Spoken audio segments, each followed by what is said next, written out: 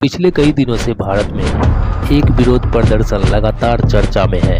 TV चैनलों पर बहस हो रही। सोशल मीडिया दो हिस्सों में बटा हुआ है। एक पक्ष इसके लोकतांत्रिक अधिकार बता रहा तो दूसरा कह रहा कि इसके पीछे अलग मंशा है। लेकिन मेरा सवाल किसी एक पक्ष से नहीं, मेरा सवाल इतिहास से है। क्या आपने कभी सोचा है कि जब किसी देश में एक विरोध प्रदर्शन धीरे धीरे इतना बड़ा हो जाए कि सरकार उसे अपने लिए खतरा मानने लगे, तब आगे क्या होता है? दिल्ली का जंतर मंतर सिर्फ एक जगह नहीं बल्कि दशकों से आवाज उठाने के लिए एक पहचान रहा है। आज भी यहाँ लोग अपनी अपनी मांगों को लेकर जुटते हैं। कोई न्याय की बात करता है, कोई अधिकार की, कोई सरकार से सवाल पूछता है। कैमरे चलते हैं, बहस होती है और देश की नजर यहाँ टिक जाती है। लेकिन क्या आपने कभी सोचा है, क्या इतिहास में भी ऐसे ही प्रदर्शन हुए? क्या कभी ऐसा हुआ कि एक शांतिपूर्ण शुरुआत ने पूरे देश की दिशा बदल दी?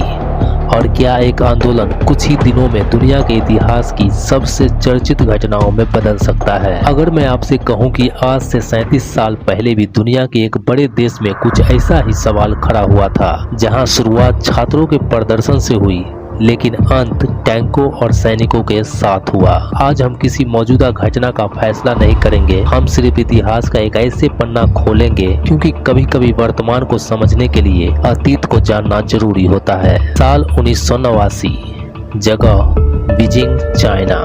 लेकिन ये कहानी टैंकों से शुरू नहीं होती बल्कि एक मौत से शुरू होती है। 15 अप्रैल 1989 चीन के पूर्व नेता हु याओबैंग का निधन हो गया। वे ऐसे नेताओं में गिने जाते थे जो कुछ राजनीतिक सुधारों के समर्थक माने जाते थे।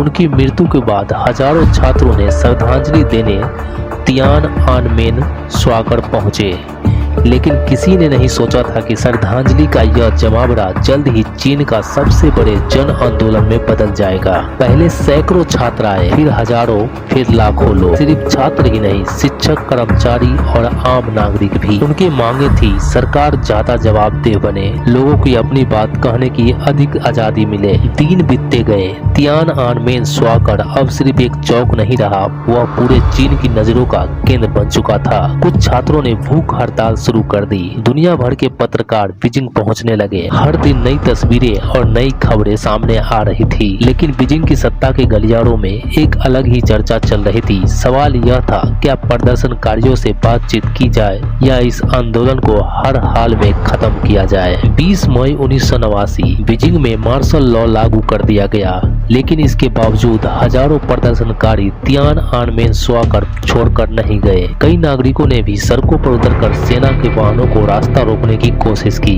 कुछ जगहों पर लोगों ने सैनिकों से वापस लौटने की अपील की। फिर आई 3 जून 1989 की रात। देर शाम से सेना ने बीजिंग की अलग अलग हिस्सों से शहर के केंद्र की ओर बढ़ना शुरू किया।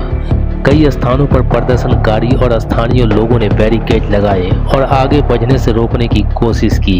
इसके बाद कई जगह हिंसक झड़प हुई। सेना ने भीड़ को हटाने के लिए बल का प्रयोग किया और गोलीबारी की भी व्यापक रिपोर्ट सामने आई। रात बीतती गई, सड़कों पर अफरा तफरी थी। कुछ लोग घायलों को साइकिल और रिक्शों पर अस्पताल ले जा रहे थे। कई परिवार अपने प्रियजनों को ढूंढ रहे थे। शहर का माहौल पूरी तरह बदल चुका था। 4 जून की सुबह तक सेना ने तियानअनमेन स्क्वायर और उसके आसपास के क्षेत्र पर नियंत्रण स्थापित कर लिया था। इसके बाद प्रदर्शन समाप्त हो गया। इस कार्रवाई में कितने लोग मारे गए, इस पर आज भी सहमति नहीं है। चीनी सरकार ने विस्तृत आधिकारिक संख्या सार्वजनिक नहीं की। अलग अलग स्वतंत्र स्रोत और संगठनों ने सैकड़ों से लेकर हजारों तक के अनुमान लगाए हैं, लेकिन कहानी यही खत्म नहीं हुई। 5 जून 1989 सुबह हो चुकी थी। बीजिंग के कुछ सड़कों पर सेना और टैंक अब भी मौजूद। तभी एक घटना हुई जिसे पूरी दुनिया ने देखा। एक अज्ञात व्यक्ति हाथ में 2 शॉपिंग बैग लिए टैंकों की कतार के सामने जाकर खड़ा हो गया। पहला टैंक रुका, उसके दाएं मुड़कर निकलने की कोशिश की, लेकिन वो व्यक्ति फिर सामने आ गया। कुछ पल तक दोनों आमने सामने रहे। यह सीन कैमरे में रिकॉर्ड हो गया और बाद में पूरी दुनिया में फैल गया। आज उस व्यक्ति को टैंक मैन के नाम से जाना जाता है, लेकिन उसकी असली पहचान और उसके बाद उसके साथ क्या हुआ इसकी पुष्टि आज तक नहीं हो सकी। कार्रवाई के बाद प्रदर्शनकारियों और आंदोलन से जुड़े लोगों को गिरफ्तार किया गया। कुछ छात्र नेताओं ने देश छोड़ दिया जबकि अन्य को जेल की सजा मिली। इसके बाद चीन में सार्वजनिक चर्चा और मीडिया कवरेज पर कड़े प्रतिबंध लगाए गए। इंटरनेट और सोशल मीडिया पर इससे जुड़े कई शब्द और तस्वीरें वर्षों तक सेंसर की जाती रही, लेकिन दुनिया ने इस घटना को नहीं भुलाया। कई देशों ने इसकी आलोचना की और इसे आधुनिक इतिहास का सबसे महत्वपूर्ण राजनीतिक घटनाओं में गिना।